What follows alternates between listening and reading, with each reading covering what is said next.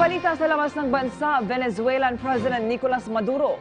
Hinimok si Opposition Leader Juan Guaido sa isang face-to-face talk.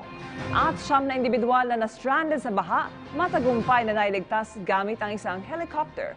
May report si Stephanie Sevillano. Hinimok ni Venezuelan President Nicolas Maduro si Opposition Leader Juan Guaido ng harapang pag-uusap. Ani Maduro, hindi larong bata ang politika at dapat aning ang pag-usapan ang mga problema at solusyon sa kanilang bansa. Giit niya, bata pa si Guaido at hindi niya dapat gamitin ang kudita para makaupo sa pwestong hindi siya ibinoto. Inilabas naman ni Guaido ang kanyang akusasyon kay Maduro ukol sa umano'y paglilipat ng $1.2 billion na pondo ng kanilang bansa sa isang bangko sa Uruguay. Sa Amerika, mariing dinepensahan ng White House si US President Donald Trump laban sa ulat na isiniwalat ng isang insider ukol sa kaniyang pribadong schedule. Sa isang tweet, inilarawan ni Oval Operations Director Madeleine Westerhout ang naturang disclosure bilang kahiyahiyang gawain o disgraceful breach of trust. Pinalalabas kasi nito na 60% ng oras si Trump ay nailalaan lang sa walang istrukturang executive time, kung saan nagagamit nila ito sa panonood ng balita at paggamit ng Twitter. Bagay na pinabulaanan naman ng White House. Giit nila, hindi nito na ipakikita ang kakaibang estilo ni Trump sa pamumuno kung saan daan-daang tawag, pagpupulong at events ang dinadaluhan niya para sa kanilang bansa.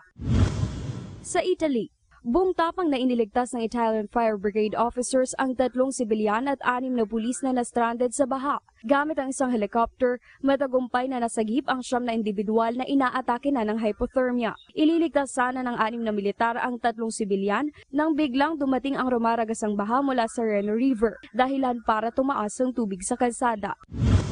Sa Bangladesh, binisita ni Hollywood star Angelina Jolie ang isang Rohingya refugee camp sa Teknaf. Lula ng Special Envoy ng United Nations High Commissioner for Refugees, nagtungo si Jolie sa kampo para kausapin ang mga Rohingya refugee. Samantala, bibisitahin din ng Hollywood star si Prime Minister Sheikh Hasina at iba pang mataas opisyal sa Dhaka. Sa Spain, dinagsa ng mga manonood ang ginanap na Indoor Skydiving Championship sa Girona. Isa-isang nagpakitang gila sa mga kalahok sa kompetisyon. Kanya-kanyang moves at patterns din ang kanilang ginawa sa loob ng wind tunnel. Binubuo ang kompetisyon ng isang individual o grupo ng mga atleta. Stephanie Sevillano, para sa Bayan. Pagsapit ng alas 6 ng gabi, tutok na sa Balitang Subok at laging una. Muling nagbabala si Pangulong Rodrigo Duterte laban sa mga sangkot sa katiwalian at iligal na droga. Balitang napapanahon at laging maaasahan. This weekend, nagpapaulan pa rin sa malaking bahagi ng bansa ang Southwest Monsoon o yung hanging habagat.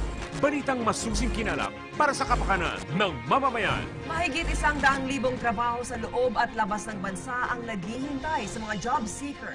Samahan ang tampalang Alex Santos at Catherine Vital sa PTV News. Hatid namin sa inyo para sa Bayan.